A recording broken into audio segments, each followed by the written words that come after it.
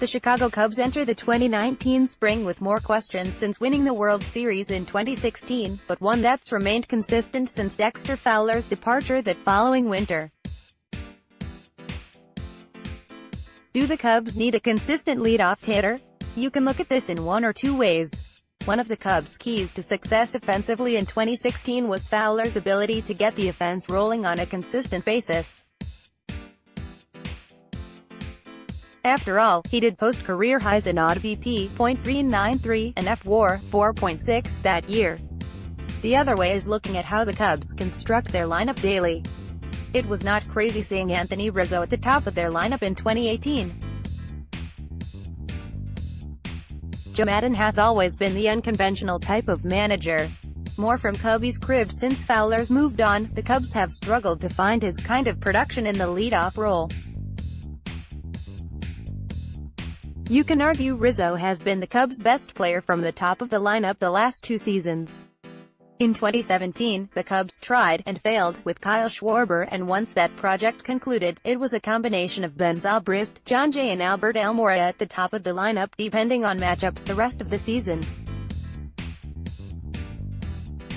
After Jay's departure, Ian Happ got the call to start the 2018 season. Happ started the season slow and couldn't find enough playing time to end his early season slump. By season's end, you just didn't know who would be at the top of the lineup, but most days it was Zobrist, Almora or Rizzo. Not one could hold the spot long-term, except for Rizzo, but the Cubs would prefer to bat him in the middle of the lineup. The Cubs enter this spring with the same problem. With plenty of free agents still on the market, there's a chance the Cubs add another utility player, perhaps. It's not likely, but it's not out of the question either. I'm willing to bet if they did add another position player, he won't be leading off for the Cubs on opening day in Texas. I'm not so sure the Cubs need to go pursue a free agent for this role specifically, but they need to start someone in this role on a more consistent basis. Almora and Happ could be the top options this spring to try out for this position. The Cubs look at Happ to have bounce-back potential and have a much better season in 2019.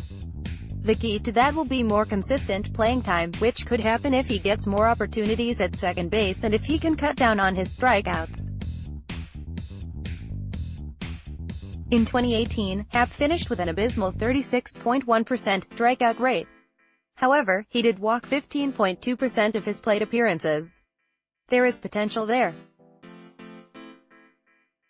Almora had a strong first half of 2018 but really struggled down the stretch, like most of the Cubs' offense. As a free swinger, I'm not sure he'll be able to work longer at-bats to lead to more walks. The test has been proven after a .338 OBP in 2017 and .323 OBP in 2018. He only strikes out at a 17.3% clip, however. He will likely get some opportunities because his defense has proven to be elite.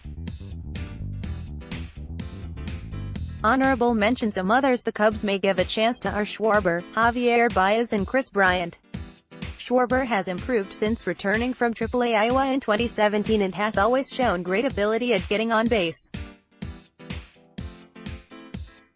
You can say the same about Bryant, who is looking to get back to playing at an MVP caliber level after an injury-plagued 2018 campaign. Going into last season it was discussed and Bryant played a few games in the role when he was healthy. As for Baez, he's similar to Almora in terms of willingness to take his walks but has much more threat from a power standpoint. .554 slugging percentage in 2018.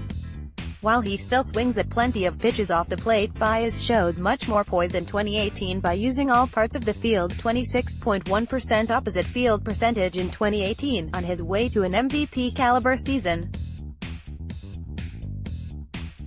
Next, Cubs need to embrace the underdog role. Want your voice heard? Join the Cubbies Crib team. Write for us. The three can make the case for the opportunity, but like Rizzo, I think the Cubs would rather see them do damage in the middle of their lineup. The spring is just beginning, so we'll continue to monitor what the Cubs try to do as spring training games begin to play out. No one from outside the organization is coming to save the day though.